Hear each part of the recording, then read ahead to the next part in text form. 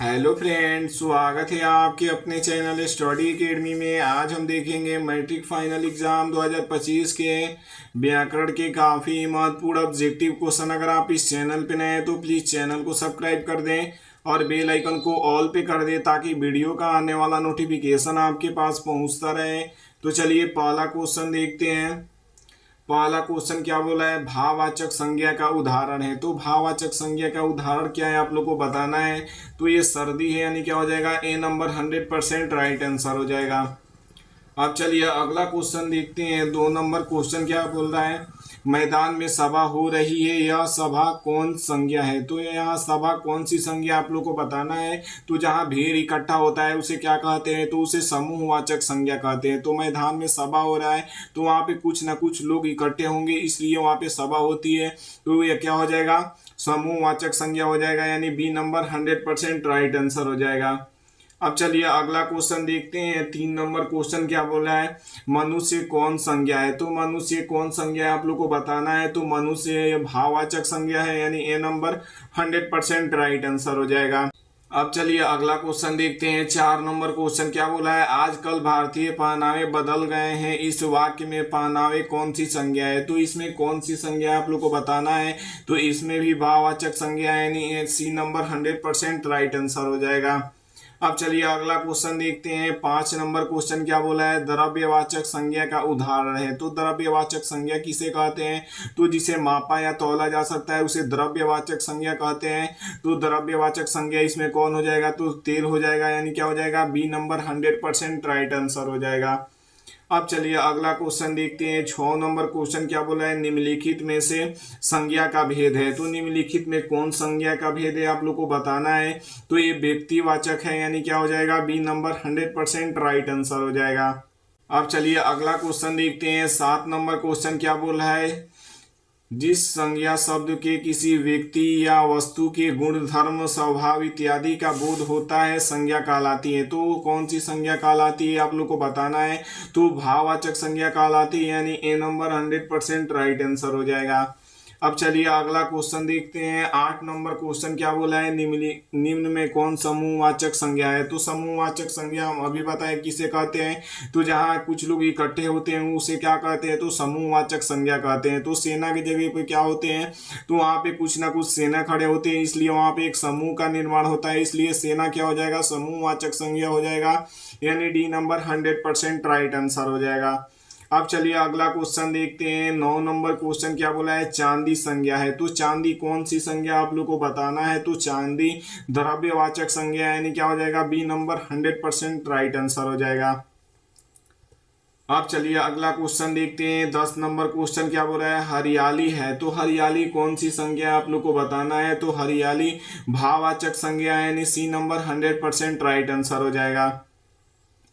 अब चलिए अगला क्वेश्चन देखते हैं। 11 नंबर क्वेश्चन क्या बोला है, समूहवाचक संज्ञा है। तो समूहवाचक संज्ञा कौन है, तो अंगूर है। अंगूर कभी भी गुच्छे में होता है, इसलिए उसे क्या बोला जाता है, समूहवाचक संज्ञा बोला जाता है, यानी बी नंबर 100% राइट आंसर हो जाएगा।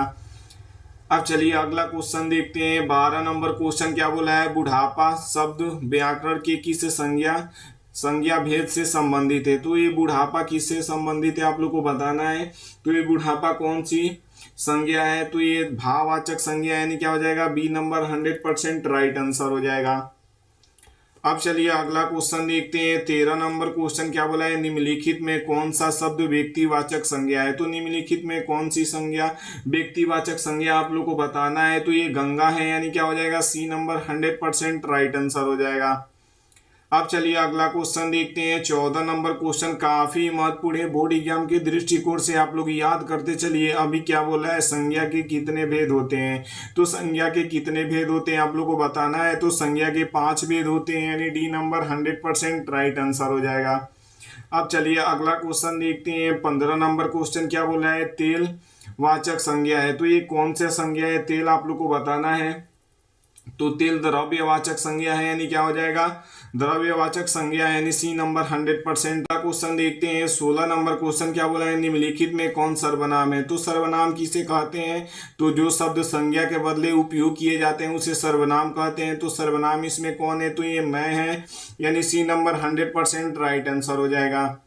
अब चलिए अगला क्वेश्चन देखते हैं। 17 नंबर क्वेश्चन क्या बोला है, आपने क्या खाया है इस वाक्य में क्या कौन सा सर्वनाम है। तो क्या कौन सा सर्वनाम है आप लोग को बताना है। तो ये प्रश्नवाचक सर्वनाम है, यानी सी नंबर 100% राइट आंसर हो जाएगा। अब चलिए अगला क्वेश्चन देखते हैं। 18 नंबर क्वेश्चन क्या बोला है, सर्वनाम का भेद है। तो सर्वनाम का कौन भेद है आप लोग को बताना है। तो सर्वनाम का संबंधवाचक भेद है, यानी क्या हो जाएगा, ए नंबर 100% राइट आंसर हो जाएगा। द्रव्यवाचक किसका भेद है, तो ये संज्ञा का भेद है। भाववाचक भी संज्ञा का भेद है, और व्यक्तिवाचक भी क्या है, तो संज्ञा का भेद है, यानी क्या हो जाएगा, ए नंबर 100% राइट आंसर हो जाएगा। अब चलिए अगला क्वेश्चन देखते हैं। 19 नंबर क्वेश्चन क्या बोला है, निम्नलिखित में सर्वनाम है। तो निम्नलिखित में कौन सर्वनाम है आप लोग को बताना है। तो ये वह क्या है, सर्वनाम है, यानी ए नंबर 100% राइट आंसर हो जाएगा। अब चलिए अगला क्वेश्चन देखते हैं। 20 नंबर क्वेश्चन क्या बोल रहा है, पुरुषवाचक सर्वनाम का भेद नहीं है। तो पुरुषवाचक सर्वनाम का इसमें से कौन भेद नहीं है, तो ये निश्चयवाचक नहीं है, यानी क्या हो जाएगा, डी नंबर 100% राइट आंसर हो जाएगा।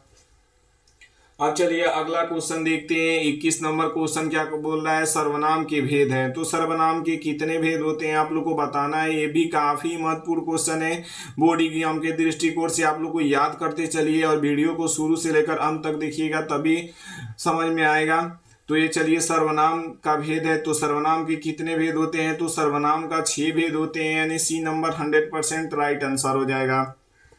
अब चलिए अगला क्वेश्चन देखते हैं। 22 नंबर क्वेश्चन क्या बोला है, अमृत का परवाची शब्द है, परवाची है। तो अमृत का परवाची शब्द कौन सा होता है, तो ये सुधा होता है, यानी बी नंबर 100% राइट आंसर हो जाएगा। अब चलिए अगला क्वेश्चन देखते हैं। 23 नंबर क्वेश्चन क्या बोला है, लक्ष्मी का परवाची शब्द बताएं। तो लक्ष्मी का परवाची शब्द क्या होता है, तो ये श्री होता है, यानी सी नंबर 100% राइट आंसर हो जाएगा।